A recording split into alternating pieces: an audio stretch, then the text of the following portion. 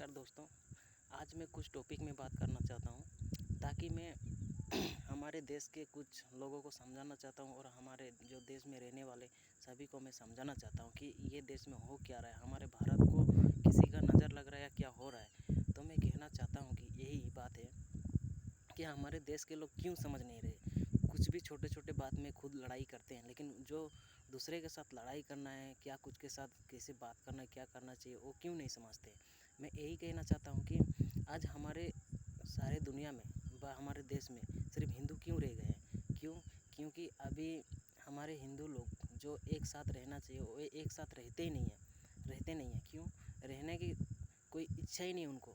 लेकिन दूसरे धर्म को देखो, चाहे ईसाई को देखो, चाहे मुसलमान को देखो, वो लोग अपना धर्म को ऐसे मानते हैं जैसे कि वो कुछ घर का कुछ हो, अपने भाई की तरह। तो क्यों हमारे हिंदू मानते नहीं है। आज हमारे देश में, इसी देश को समझो, थोड़े दिन बाद कुछ नुपुर शर्मा ने कुछ कह दिया मुसलमान के बारे में, इतना हंगामा हुआ। लेकिन वही 2 दिन पहले देखो, ईसाई लोग इतना धर्म परिवर्तन करवाते हैं हमारे देश में, इतना गंदगी फैलाते हैं। एक नहीं, मुसलमान ही सिर्फ इस देश में गंदगी नहीं है, क्रिश्चियन भी है, जो ईसाई लोग भी हैं।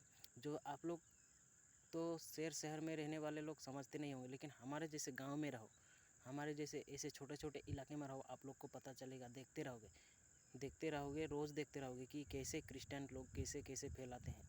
हमारे जगह में मुस्लिम नहीं है, लेकिन क्रिश्चियन ही होते हैं हमारे गांव में ज़्यादा। लेकिन हमारे गांव में देखना, जैसे मुस्लिम लोग होते हैं सेम हमारे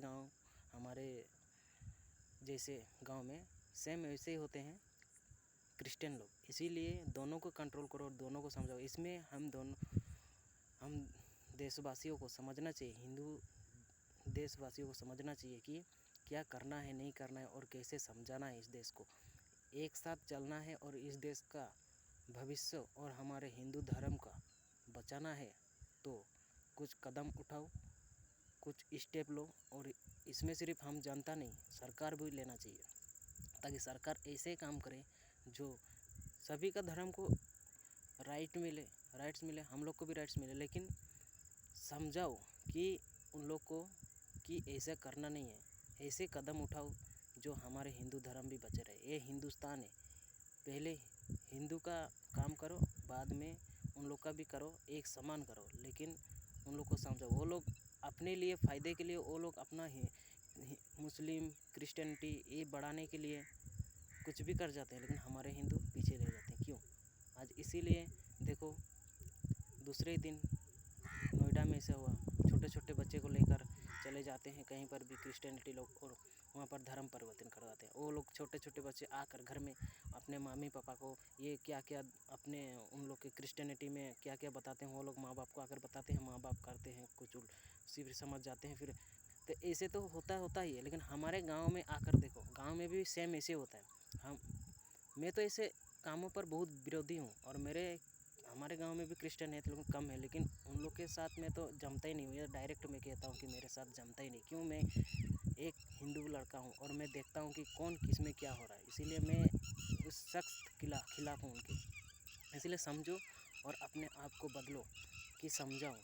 वो लोग कुछ पैसों की लालच देकर कुछ छोटे छोटे बच्चों को लेकर जाते हैं, पैसे की लालच देकर उनको क्या क्या पढ़ाते हैं, फिर अपने बारे में समझा कर फैला फुसला कर कुछ भी कर देते हैं, तो धर्म परिवर्तन करवा लेते हैं। इसीलिए समझो।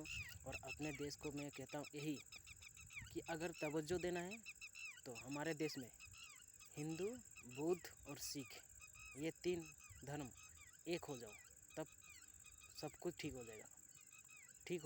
मैं कहता हूँ ठीक हो जाएगा। इसीलिए समझो। और मैं आगे भी ऐसा डालता रहूँगा। सॉरी, मैं थोड़ा अंधेरा जगह में हूँ, इसीलिए वीडियो थोड़ा गलत आ रहा है। जय हिंद, जय भारत, वंदे मातरम। और समझो, जय हिंद।